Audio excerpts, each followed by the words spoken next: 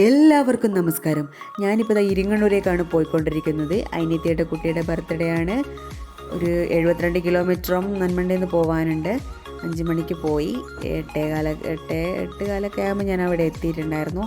പോകുന്ന വഴിക്ക് മോനൊരു വോക്കറൊക്കെ വാങ്ങിയിട്ടുണ്ടായിരുന്നു, ബർത്ത്ഡേ അല്ലേ.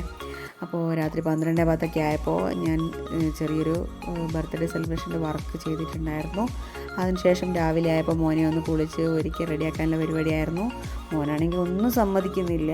അവൻ വെറും നിലവിളി മാത്രമേ ഉണ്ടായിരുന്നുള്ളൂ. എങ്ങനെയല്ലോ പിടിച്ചു വെച്ചു. അപ്പോൾ കുറച്ച് കഴിഞ്ഞപ്പോൾ റിലേറ്റീവ്സും ഫ്രണ്ട്സുകളും ക്ഷണിച്ചവരും ഒക്കെ വന്നിട്ടുണ്ടായിരുന്നു. അങ്ങനെ എല്ലാവരും അവിടെ ഇവിടെയൊക്കെ ആയിട്ട് ഇരിക്കുന്നുണ്ട്. പിന്നെ മോനെ തൊപ്പിയൊക്കെ മോൻ്റെ കുറച്ച് ഫോട്ടോസും കാര്യങ്ങളൊക്കെ എടുത്തു.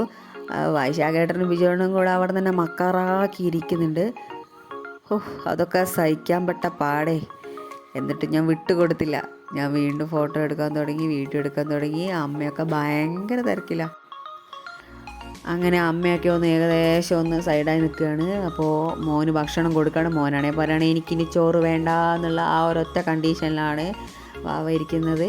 അങ്ങനെ കേക്കും ലഡുവും മുട്ടായിയൊക്കെ ഞങ്ങൾ അവിടെ കൊണ്ടുവച്ച് വെച്ചിട്ടുണ്ടായിരുന്നു. അങ്ങനെ ഹാപ്പി ബർത്ത്ഡേ ആശ്മിത്.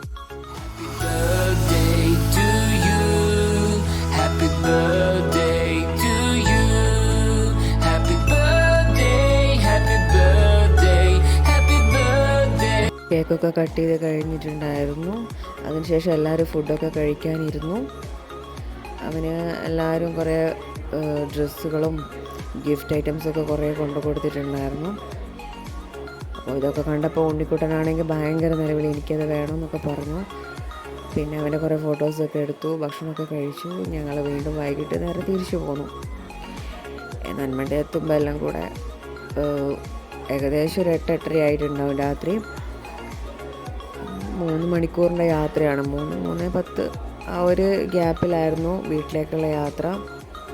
നിർത്താണ്ടുള്ള ഓട്ടമായിരുന്നു. അങ്ങനെ ഞാൻ ഏകദേശം നന്മണ്ട എത്തിക്കഴിഞ്ഞു. Okay, by.